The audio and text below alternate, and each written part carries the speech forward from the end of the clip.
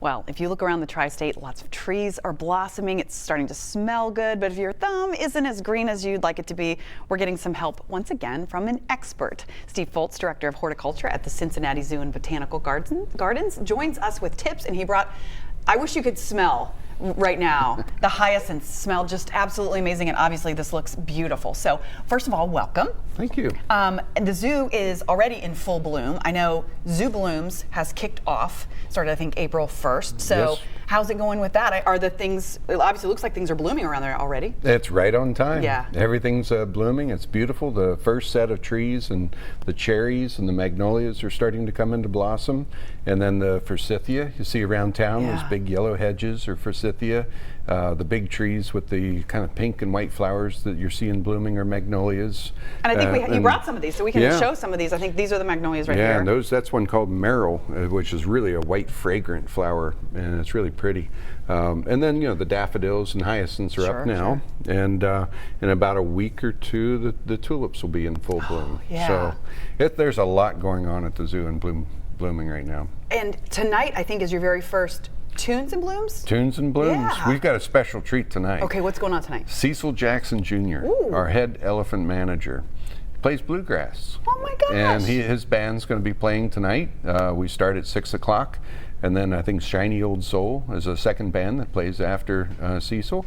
And it's really a fun time. It's free to get in after 5, and you can just roam around the beautiful gardens and listen to the music, and there's food and beverages and music. It's just a beautiful time. So no rain tonight. Right, well, we'll hear from Tara. Hopefully the rain is going to hold off for that. But with these things that you have brought, I have a question about cutting back some of the trees. Like if I wanted to take some of these tree clippings like you did from the zoo, these are all from the zoo, by the way.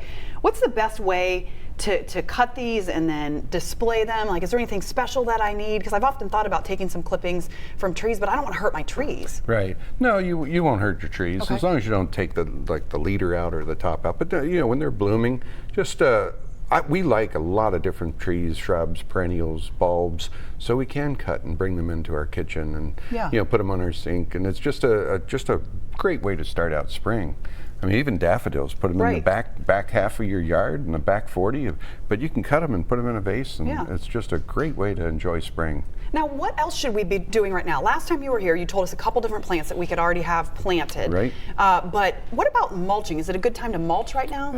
You can mulch, but it's probably a little too cool to mulch right now. But, you know, basically cleaning out the leaves in your beds. Oh, I need to do that. Making sure your beds are all edged and nice and neat, and making sure all your grasses and perennials are cut back, because right when they start to leaf out, it's a lot harder to cut them back. So get them cut back now, and just really do a basic cleanup, and then you're ready. Now, what about seed starting? I know some people, you know, start seeds. Is it a good time, or do you have to look at the chart? Yeah, we're not big on seed starting as much. We'd rather just go get the plants. Go get the plants at the zoo. Well, you got how many plants do you think you have at the zoo, or acres? I mean, there's thousands. We're about ready to plant close to 50,000 annuals to replace all the bulbs. So we're getting ready for that. Yeah. So you're not doing any seed starting when you've got that many plants to start. Well, you can see all these beautiful plants at the Cincinnati Zoo, and tonight, once again, it'll be free after 5, right? Right. For the Tunes in Bloom. So let's go ahead and send it over to Tara to see if the rain is going to hold off for that, Tara. I think we're going to get